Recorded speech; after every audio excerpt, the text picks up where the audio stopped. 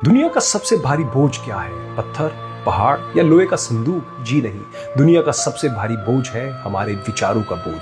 हम अक्सर शारीरिक रूप से तो चीजों से दूर हो जाते हैं, लेकिन मानसिक रूप से उन्हें बरसों तक अपने कंधों पर ढोते रहते हैं। ये कहानी दो बौद्ध भिक्षुओं की है, एक वृद्ध गुरु और एक युवा शिष्य।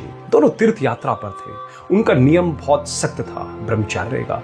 किसी स्त्री को स्पर्श करना तो दूर, उसकी तरफ देखना भी उनके धर्म के खिलाफ माना जाता था। चलते चलते एक दिन वे एक उफनती नदी के किनारे पहुंचे। वहां एक युवती खड़ी थी। वह बहुत परेशान थी क्योंकि नदी का बहाव इतना तेज था और उसे उस पार जाना था, लेकिन उसे तैरना नहीं आता था। युवा साधु ने उस स्त्री को देखा और नियम याद करके मुंह फेर लिया।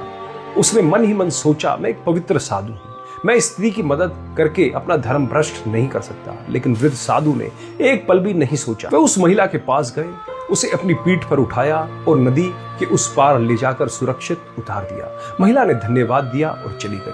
वृद्ध साधु शांत थे, लेकिन युवा साधु के भीतर भूचाल आ गया। वह गुस्से से उबल रहा था। उसे विश्वास नहीं हो रहा था कि उसके गुरु ने एक स्त्री को स्पर्श किया। वे दोनों मीलों तक चलते रहे। रास्ता कटता गया, लेकिन युवा साधु का गुस्सा बढ़ता गया। उसका ध्यान भक्ति में नहीं, उस घटना में अटका हुआ था। आखिरकार आश्रम पहुंचने से ठीक पहले युवा साधु का सब्र टूट गया। उसने चिल्लाकर कहा, गुरुजी, हम साधु हैं, हमें स्त्री को छूना मना है, फिर भी आपने उस औरत को गोद में उठाया, उसे स्पर्श किया। आपने हमारा पवित्र नियम तोड़ दिया, आपने पाप किया है। वृद्ध साधु रुके, उन्होंने एक गहरी सांस ली, मुस्कुराए और युवा साधु की आंखों में देखकर वह बात कही जो आज हमें समझनी बहुत जरूरी है। उन्होंने कहा, वत्स, मैंने उस स्त्री को नदी के किनारे घंटों पहले ही उतार दिया था, लेकिन हैरानी की बात कि तुम उसे अभी तक अपने दिमाग में ढो रहे हो। युवा साधु सन्न रह गया। उसे अपनी गलती का एहसास हुआ। शारीरिक रूप से गुरु ने स्त्री को उठाया था, लेकिन मानसिक रूप से वह मुक्त थे।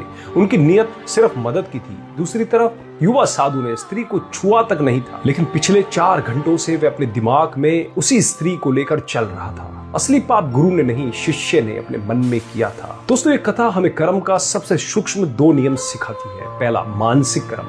कर्म केवल हाथ पैर से नहीं होते, कर्म मन से भी होते हैं। अगर आप बाहर से शांत हैं, लेकिन अंदर नफरत या वासना का तूफान है, तो आप पापी हैं। तो दूसरा, लेट गो। अतीत की गलतियों या बुरी घटनाओं को पकड़कर रखना जलते हुए कोयले को मुट्ठी में रखने जैसा है। वह सिर्फ आपको जलाता है। इसलिए अंत में अपने आप से एक सवाल जरूर पूछिए कि कोई ऐसी बात, कोई झगड़ा या कोई पुरानी याद है जिसे आप आज भी अपने दिमाग में ढो रहे हैं। उसे आज अभी इसी वक्त उतार दीजिए। हल्का महसूस करेंगे, बोझ उतारे और आगे बढ़े।